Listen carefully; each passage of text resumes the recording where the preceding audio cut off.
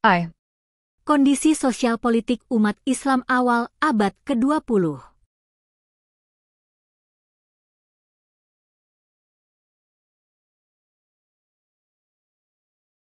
Awal abad ke-20 di Nusantara merupakan periode yang penuh gejolak dan ketidakpastian.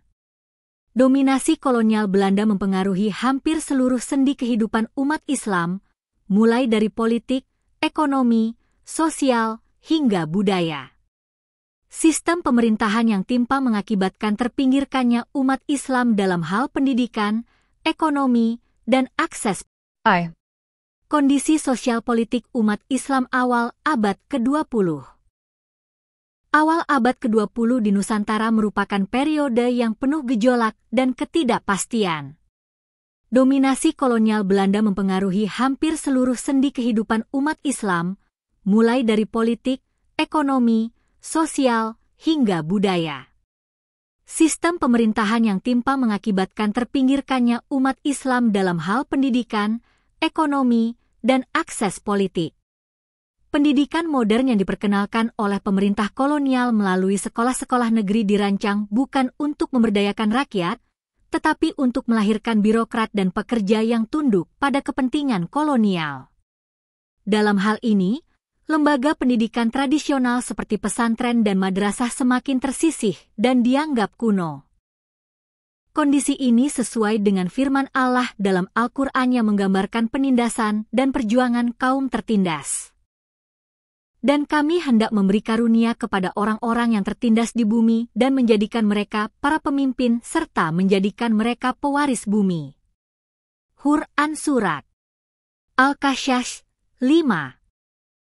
Ayat ini menjadi penghibur sekaligus penggerak semangat perjuangan para ulama dan umat Islam saat itu.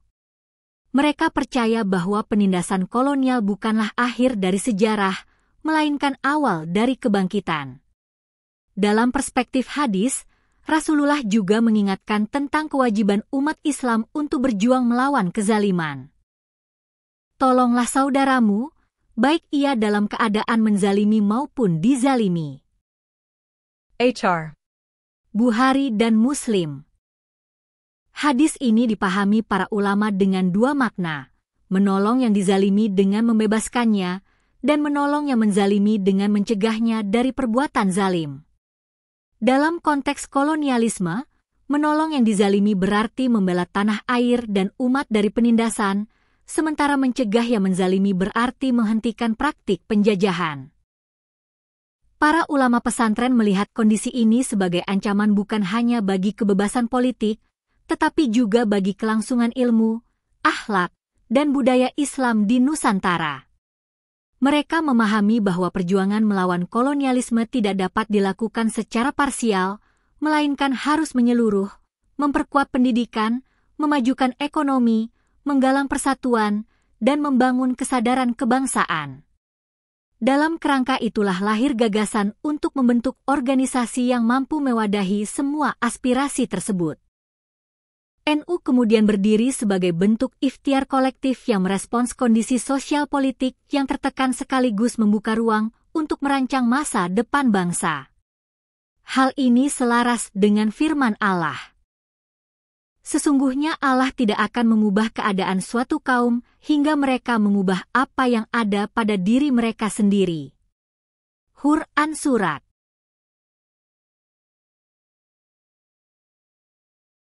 ini menjadi landasan spiritual bagi perubahan sosial. Para ulama memaknainya sebagai panggilan untuk melakukan transformasi diri, komunitas, dan sistem, sehingga kemerdekaan bukan hanya bersifat fisik tetapi juga intelektual dan spiritual. Peran ulama pesantren dalam perlawanan kolonial.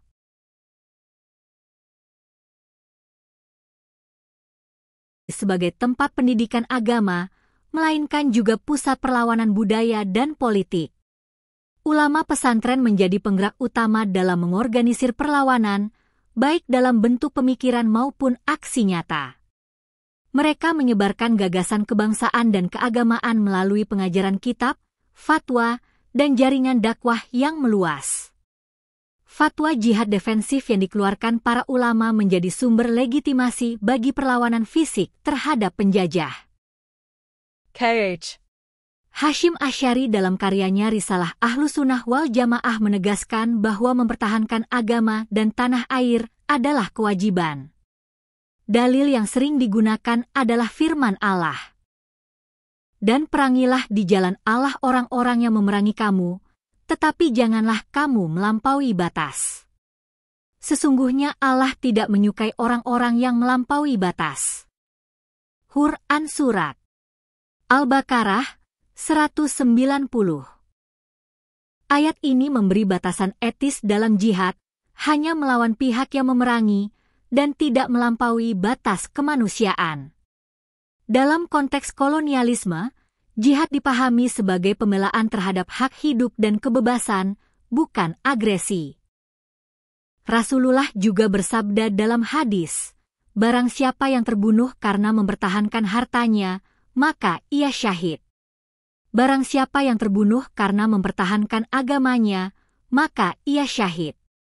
Barang siapa yang terbunuh karena mempertahankan darahnya, jiwanya, maka ia syahid." HR. Abu Daud dan Tirmidzi. Hadis ini memberikan penguatan moral bagi umat Islam yang berjuang mempertahankan tanah air, agama, dan kehormatan diri dari penjajahan. Dalam konteks Nusantara, ulama pesantren memaknai perjuangan ini sebagai jihad fisabilillah. Mereka mendidik santri dan masyarakat untuk memahami jihad bukan semata perang fisik, tetapi juga perjuangan dalam pendidikan, ekonomi, dan budaya. Dengan pendekatan ini, pesantren menjadi benteng pertahanan yang paling kokoh menghadapi penetrasi kolonial. Aswaja sebagai paradigma beragama yang inklusif.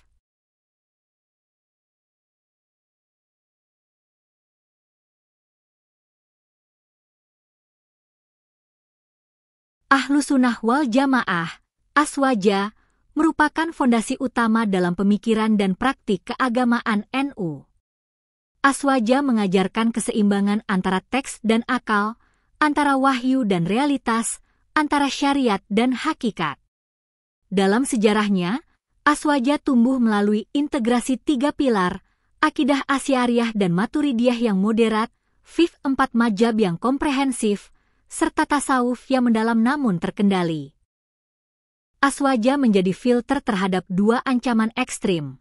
Pertama, puritanisme yang menolak budaya lokal dan tradisi ulama, dan kedua, sinkretisme yang mengaburkan batas antara Islam dan budaya setempat.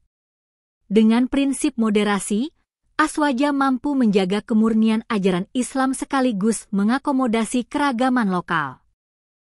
Dalil yang mendukung pendekatan ini terdapat dalam Al-Quran.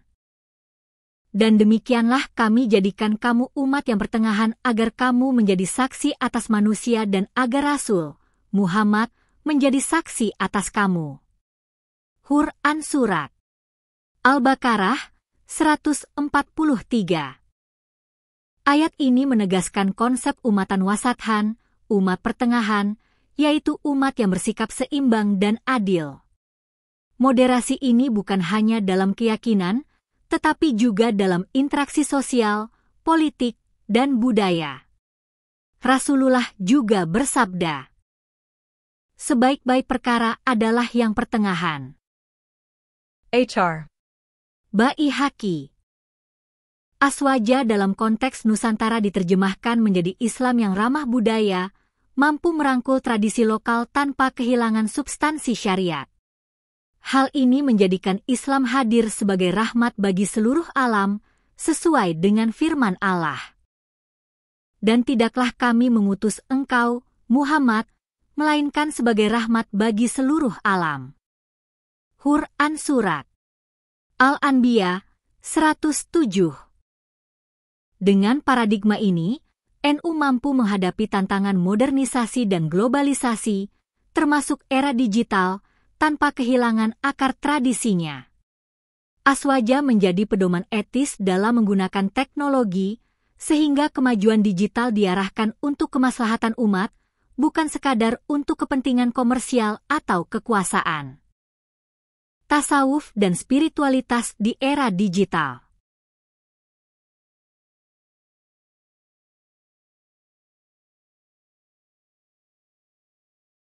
Tasawuf dalam tradisi NU berakar pada ajaran Imam Al-Ghazali dan Al-Junaid Al-Baghdadi yang menekankan keseimbangan antara aspek batin dan lahir.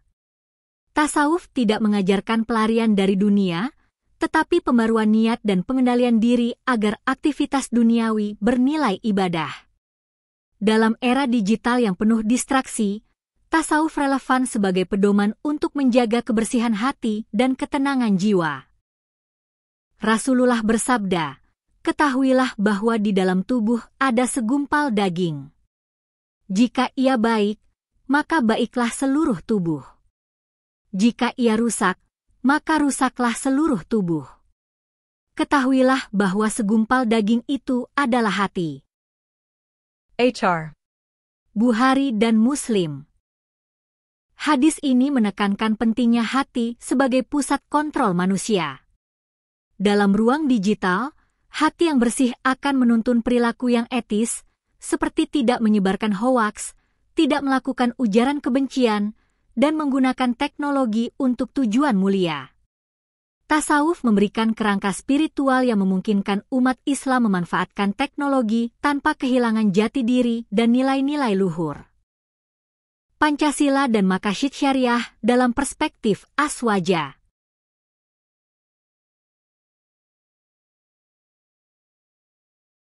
NU memandang Pancasila sebagai konsensus nasional yang selaras dengan Maqasid Syariah. Kelima sila Pancasila sejalan dengan 5 tujuan utama syariat, menjaga agama, hifz ad-din, jiwa, hifz an-nafs, akal, hifz al-aql, keturunan, hifz an-nas, dan harta, hifz al-mal. Hal ini ditegaskan dalam Al-Quran. Dan janganlah kamu membunuh jiwa yang diharamkan Allah, membunuhnya, kecuali dengan alasan yang benar. Quran Surat Al-Isra 33. Dan janganlah kamu mendekati harta anak yatim kecuali dengan cara yang lebih baik. Quran Surat Al-An'am 152. Dengan kerangka ini, Pancasila tidak hanya menjadi dasar negara, tetapi juga platform etika bagi NU dalam mengembangkan kebijakan digital, pendidikan, dan sosial yang berpihak pada kemaslahatan rakyat. Integrasi Pancasila dan Aswaja memungkinkan NU berperan aktif dalam membangun Indonesia yang adil, sejahtera, dan bermartabat di era globalisasi dan digitalisasi. Dengan pendekatan ini, setiap bagian menggabungkan sejarah, teori, dalil Al-Quran dan hadis, serta aplikasi modern, sehingga pembahasan menjadi mendalam dan relevan untuk konteks kekinian. Buku ini menjadi jembatan antara tradisi klasik dan tantangan masa depan, memberikan landasan filosofis, spiritual, dan praktis bagi pengembangan keilmuan dan dakwah digital berbasis Aswaja. 1. Kondisi sosial politik umat Islam awal abad ke-20.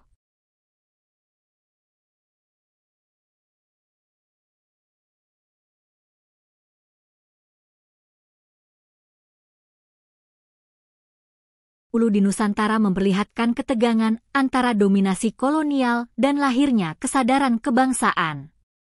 Politik etis yang timpang menimbulkan ketidaksetaraan akses pendidikan dan ekonomi, sementara jejaring dagang kolonial menguasai komoditas strategis sehingga komunitas santri mengalami peminggiran material dan simbolik. Modernisasi yang dibawa sekolah kolonial, koran, dan organisasi baru sekaligus menggoyang otoritas tradisional, mendorong sebagian kalangan mengkritik praktik keagamaan yang mapan. Dalam horizon sejarah keilmuan, para ulama menjawab situasi ini melalui konsolidasi pesantren, penguatan sanad, dan mobilisasi sosial, menyatukan pendidikan kitab, etika sosial, dan agenda kebangsaan. Secara epistemik, ini melahirkan kebutuhan akan wadah yang mampu menjaga ortodoksi Aswaja seraya mengartikulasikan kepentingan umat dalam bahasa organisasi modern. Dari sinilah alasan filosofis dan sosiologis pendirian Jam'iyah berbasis Aswaja menjadi tak terelakkan. 2. Peran ulama pesantren dalam perlawanan kolonial.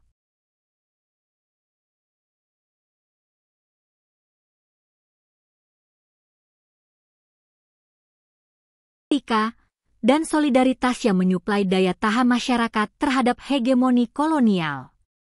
Ulama menggabungkan kepemimpinan spiritual dan kapasitas organisatoris, mengajar kitab, menerbitkan risalah, menggerakkan koperasi dan wakaf, serta memaknai jihad sebagai pembelaan martabat dan tanah air. Otoritas keilmuan bersanad menciptakan legitimasi untuk memobilisasi jamaah, sementara jaringan kiai santri melintasi batas kultural dan geografis. Perlawanan itu berkarakter kultural struktural, menguatkan nalar keagamaan, menegakkan kemandirian ekonomi, dan menegosiasikan ruang politik umat. Dalam kerangka Aswaja, perlawanan ditempatkan sebagai praksis makit, menjaga agama, jiwa, dan harta dari penindasan. Pola inilah yang kemudian diwariskan sebagai etos kebangsaan NU. 3. Gagasan awal Ahlussunnah wal Jamaah di Nusantara.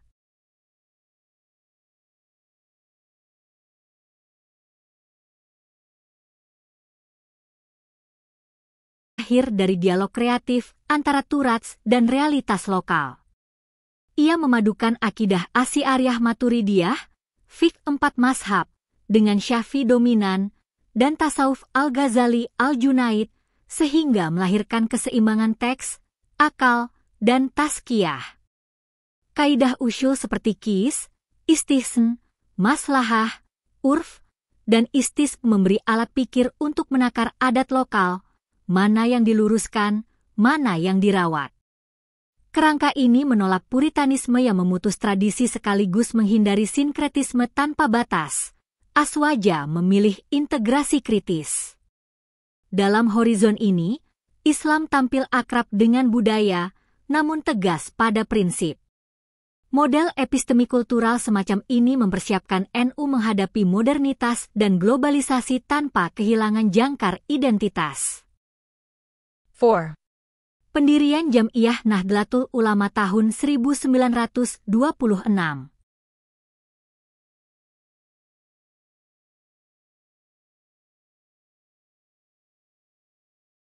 Pendirian NU pada 1926 memformalkan intuisi kolektif ulama bahwa tradisi perlu kelembagaan yang kokoh.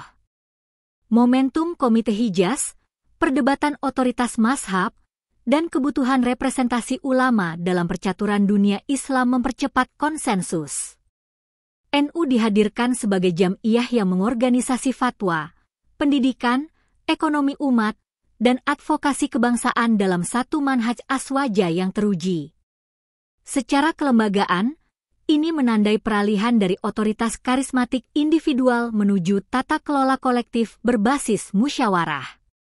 Kekuatan NU bukan hanya pada jumlah pengikut, melainkan pada keberlanjutan metodologi yang dapat diuji lintas situasi. Dengan demikian, NU menjadi rumah besar tradisi yang sanggup berdialog dengan zaman. 5. Peran KH. Hasyim Asy'ari dan ulama pendiri NU. Hadratus Syaikh KH. Hasyim Asy'ari menegaskan etos keilmuan dan adab sosial sebagai pilar jam'iyah yang termaktub dalam karya-karya seperti Adab Alim wa Al-Muta'alim. Prinsip Al-Mufa'ah, ala Al-Qadm Ali wal Ahju Bai'al Jad al-Ala menjadi kompas epistemik. Tradisi dijaga, inovasi dipilih yang lebih maslahat. KH.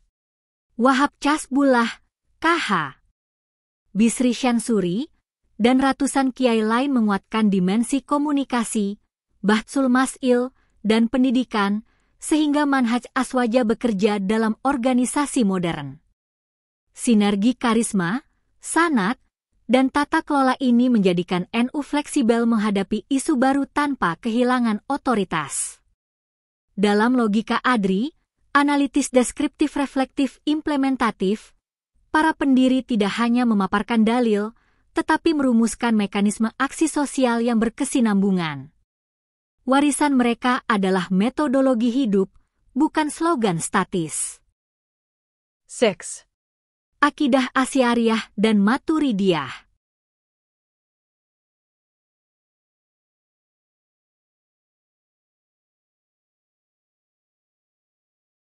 Asy'ariyah dan Maturidiyah merumuskan jalan tengah antara Jabariyah dan Qadariyah melalui konsep kasb, af'al al-ib, dan sifat-sifat Tuhan yang ditetapkan tanpa tasybih.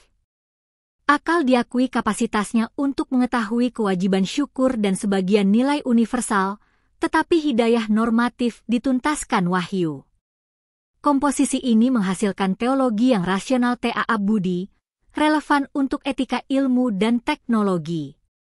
Dalam konteks AI, kerangka ini menegaskan bahwa kecerdasan buatan adalah waslah yang harus dipandu akal budi, bukan subjek moral yang menggantikan manusia.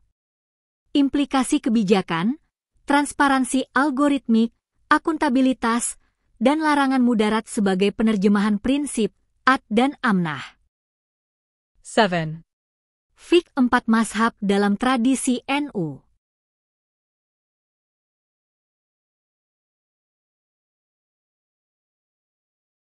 Bermazhab bagi NU adalah disiplin metodologis agar istin tidak liar, sementara tahayur dan taf dibolehkan secara muhtaram ketika darurat dalil dan maslahat menuntut.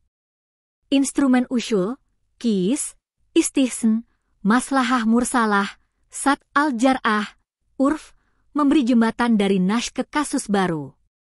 Tradisi Bahthul Masail memastikan ijtihad bersifat jam, terdokumentasi, dan dapat direview. Dalam ekosistem digital, perangkat ini menuntun perumusan fiqh transaksi elektronik, otentikasi akad, zakat wakaf digital, hingga perlindungan konsumen.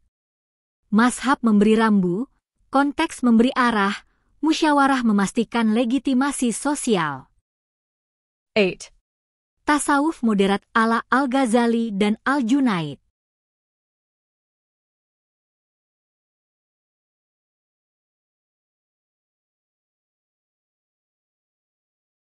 Tasawuf moderat memadukan tazkiyat al-nafs dengan komitmen syariat, zikir, musabah, dan emyumalah dibimbing adab.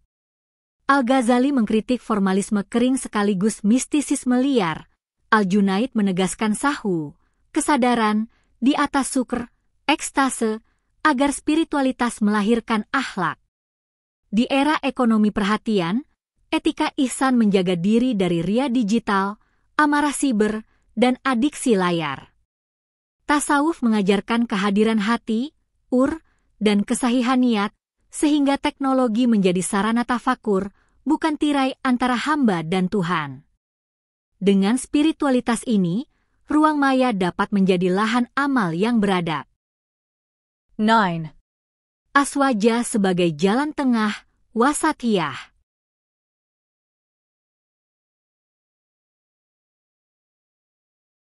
Wasatiyah adalah disiplin nalar dan akhlak yang menghindari gulu sekaligus ifr, berlebihan dan mengabaikan.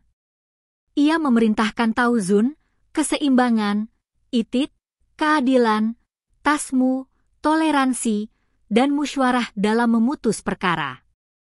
Pada level kebijakan, wasatiyah menerjemah menjadi regulasi yang menimbang kebebasan berekspresi, perlindungan kelompok rentan, dan keselamatan ruang publik digital.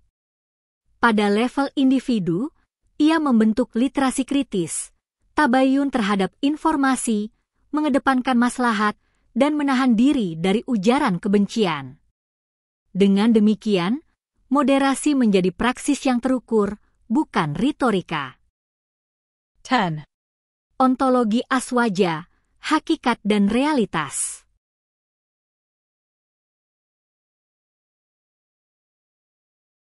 Ontologi aswaja memandang alam sebagai ayat-ayat kauniyah yang dapat disigi akal, sementara makna terdalamnya dibimbing wahyu. Realitas teknologi adalah bagian dari sunnatullah, netral secara ontologis, bernilai secara aksiologis menurut tujuan penggunaannya. Distingsi waslahgiyah menegaskan teknologi tidak boleh menggantikan tujuan etik spiritual.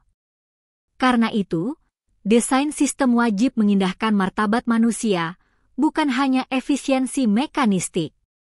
Paradigma ini membentengi umat dari determinisme teknologi dan memulangkan kendali kepada manusia yang bertanggung jawab. 11. Aksiologi Aswaja, nilai dan tujuan peradaban.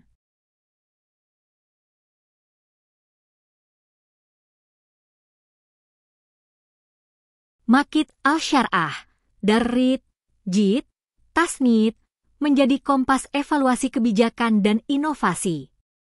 Dalam ruang digital, Hifz al-DN menuntut kebebasan beribadah dan keamanan narasi agama. Hifz al-Nafs mencakup keselamatan fisik psikologis dari perundungan siber. Hifz al-Aql menuntut literasi dan anti-mis, disinformasi. Hifz al-Nas meliputi perlindungan anak. Hifz al-ML meniscayakan keamanan data keuangan.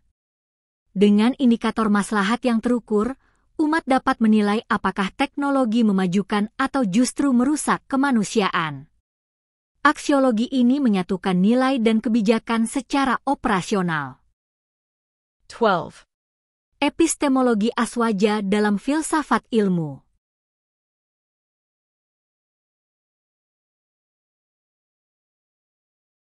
Triadik Bainburn-Irfan memadukan legitimasi teks, rasionalitas bukti, dan kebijaksanaan batin. Dalam riset dan pengambilan keputusan modern, triadik ini menjadi evidential values-based framework, data kuat, norma jelas, dan intuisi etis hadir bersama. Ia mencegah skientisme yang meminggirkan nilai maupun fundamentalisme yang menutup nalar. Pada aplikasi AI, kerangka ini menuntut transparansi data, pengujian empiris, dan penimbangan etika sebelum implementasi massal. Hasilnya adalah ilmu yang sahih sekaligus maslahat. 13. Islam Nusantara, integrasi budaya dan syariah.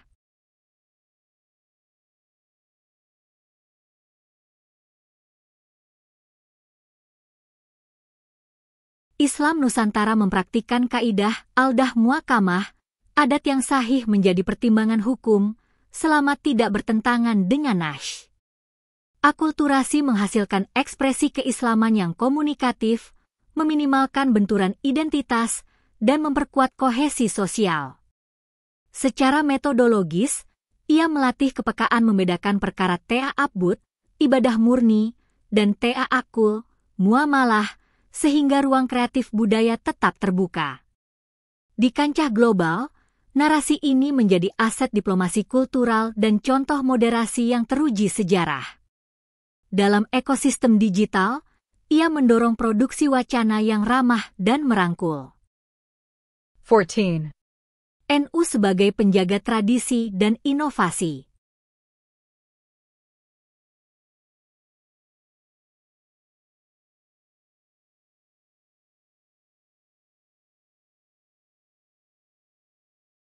NU mengelola tradisi sebagai modal budaya dan epistemik yang dapat diperbarui melalui Tajd Manhaj, pembaruan metodologi, bukan sekadar Tajd pembaruan putusan. Digitalisasi manuskrip, standarisasi kurikulum Turats, dan pembukaan akses publik dilakukan tanpa melepaskan adab sanad. Inovasi diarahkan pada peningkatan kemaslahatan, mutu pendidikan, layanan sosial, dan literasi keagamaan. Dengan demikian, kesinambungan, continuity, dan perubahan, canggih, dipertemukan dalam bingkai nilai. Inilah ciri khas Living Tradition NU. 15. Spirit resolusi jihad sebagai landasan kebangsaan.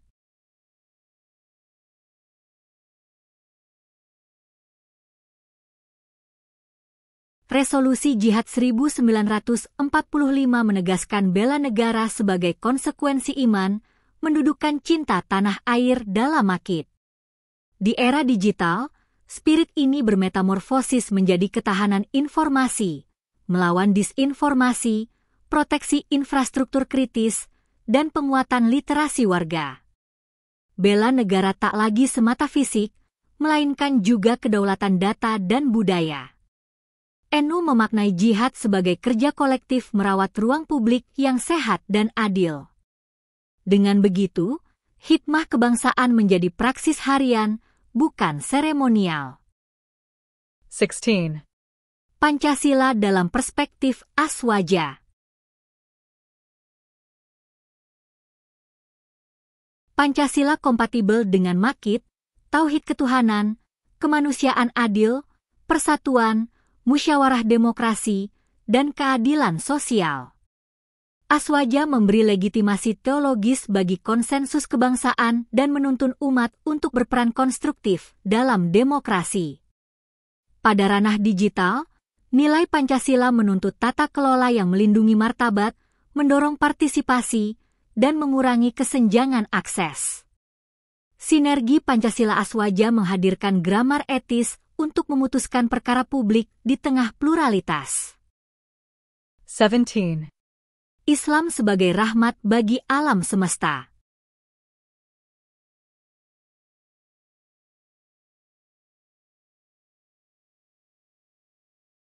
Prinsip Ramatan Lil, Lam menuntut bahwa kebijakan, bisnis, dan teknologi mesti mengurangi penderitaan dan memperluas kebaikan.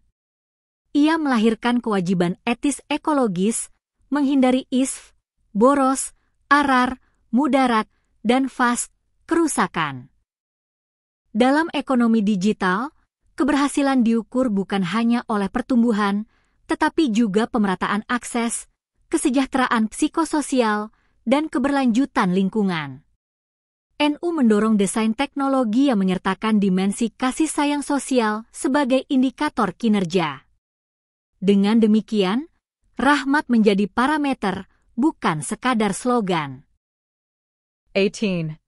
Filsafat era digital dan transformasi spiritual.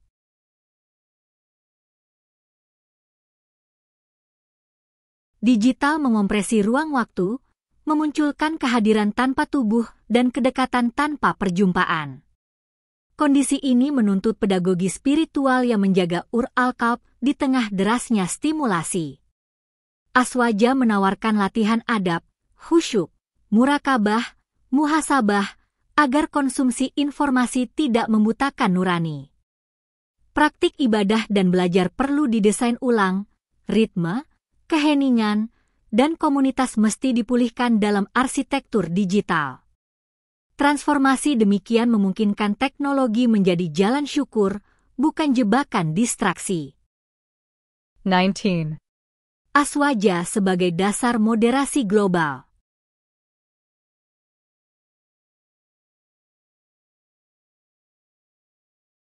Aswaja menyediakan kosakata etik yang dapat dinegosiasikan lintas iman, keadilan, kasih sayang, amanah, dan kebijaksanaan. Dengan itu NU dapat memimpin trek 2 diplomasi di forum global, memediasi ketegangan identitas, dan menawarkan resolusi berbasis kemaslahatan bersama. Modal utamanya adalah rekam jejak historis moderasi dan skala sosial NU. Di ruang digital global, kredibilitas dibangun melalui data, konsistensi, dan koalisi lintas komunitas. Moderasi di sini berarti kapasitas mengubah perbedaan menjadi kerjasama. 20. Etika Islam dalam AI dan teknologi mutakhir. Etika Aswaja menerjemah ke prinsip AI yang adil, akuntabel, dan transparan, seraya melarang arar dan grup, kecurangan. Keadilan menuntut mitigasi bias data. Amanah menuntut audit jejak keputusan, al-aqal menuntut perlindungan dari manipulasi kognitif, al-ML menuntut keamanan data finansial. Desain kebijakan perlu human in the loop dan hak banding terhadap keputusan otomatis. Dengan demikian, kecerdasan buatan memperluas kemaslahatan, bukan kekuasaan yang tak terkontrol. 21. Hakikat manusia dalam era dunia maya.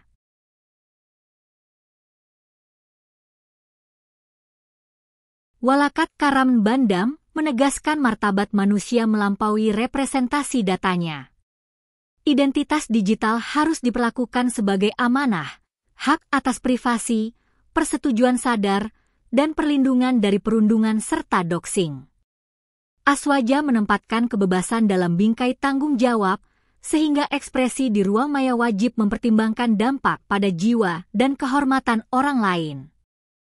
Platform dan kebijakan publik dituntut merancang safety by design yang berpihak pada pengguna, terutama anak dan kelompok rentan. Ini adalah penerapan langsung Makit pada arsitektur digital. 22. Perubahan sosial dan tantangan era digital. Algoritme menjadi kurator realitas, menciptakan gelembung informasi dan memperkeras polarisasi. Tantangannya adalah memulihkan otonomi nalar dan kohesi sosial. NU dapat memainkan peran semaking, menerjemahkan perubahan ke pedoman etika, kurikulum literasi, dan teknik dialog. Bahsul Masil Digital dapat mengeluarkan pedoman praktis anti-hoaks dan anti-kebencian yang mudah dipahami. Dengan perangkat ini, umat diperlengkapi untuk menavigasi badai informasi tanpa tenggelam. 23. Filosofi metaverse dan spiritualitas virtual. Metaverse menghadirkan kehadiran imersif yang membuka peluang ta'lim, simulasi mansik, hingga kolaborasi global, namun juga risiko pelarutan batas antara realitas dan representasi. Aswaja memandu pembedaan ibadah ta'abbud yang membutuhkan syarat-syarat visi tertentu dari aktivitas edukatif yang fleksibel. Adab interaksi, perlindungan privasi, dan retret digital perlu dirancang agar pengalaman virtual menumbuhkan, bukan menggerus, keinsafan. Prinsipnya, teknologi sebagai waslah, bukan giyah, kehadiran hati diutamakan dari sekadar hadir avatar. 24. NU sebagai organisasi transnasional dan global. Ekspansi NU lintas negara menuntut governance yang memenuhi standar transparansi, akuntabilitas, dan interoperabilitas data. Jejaring diaspora, robitah ulama, dan lembaga pendidikan menjadi infrastruktur diplomasi kultural yang konsisten dengan manhaj Aswaja. Kapasitas riset kebijakan perlu ditingkatkan agar NU berbicara dengan data dan menawarkan solusi yang replicable. Dengan reputasi sosialnya, NU dapat menjadi clearinghouse praktik moderasi, pendidikan pesantren, dan filantropi yang akuntabel. Globalisasi di sini bukan sekadar sebaran, melainkan kualitas tata kelola. 25. Kemaslahatan digital dalam perspektif Aswaja. Maslahat digital menuntut indikator yang melampaui vanity metrics. Ia mengukur pemerataan akses, keselamatan pengguna, kematangan literasi, dan dampak sosial. Kaidah Ta'aruf al-Im, ala al-Ra'iyah Manun B'al Mala'ah, memberi mandat bagi kebijakan publik untuk mengatur platform dan pasar digital secara adil.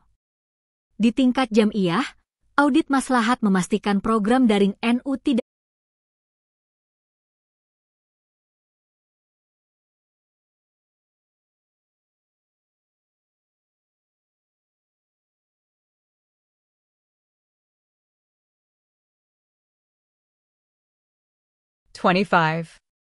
Kemaslahatan digital dalam perspektif Aswaja. Maslahat digital menuntut indikator yang melampaui vanity metrics. Ia mengukur pemerataan akses, keselamatan pengguna, kematangan literasi, dan dampak sosial. Kaidah Ta'aruf al-Im, ala al-Ra'iyah Manun B'al Mala'ah, memberi mandat bagi kebijakan publik untuk mengatur platform dan pasar digital secara adil. Di tingkat jam'iyah, audit maslahat memastikan program daring NU tidak hanya populer, tetapi juga mendidik, melindungi, dan memberdayakan. Dengan demikian, keberhasilan diukur oleh kualitas kemanfaatan, bukan sekadar kuantitas interaksi. 26. Moderasi sebagai prinsip universal dalam globalisasi.